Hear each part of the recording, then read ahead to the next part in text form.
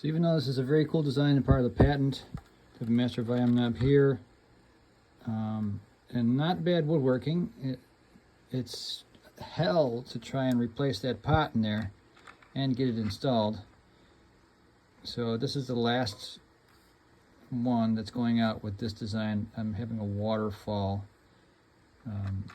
aluminum plate made for this whole apparatus next for all models going forward.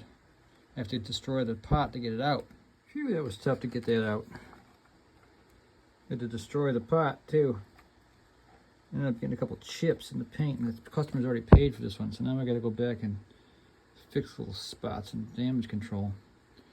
The pot developed scratchiness that I couldn't spray out, so it took a long trip to North Carolina and back. It was at a show, so replacing the pot was not easy. Okay, got the new pot in there. I added a treble bleed circuit, and last one we're gonna make. I'm gonna make any more. That needs a special little wrench to get in there from, I think from some furniture I had or something.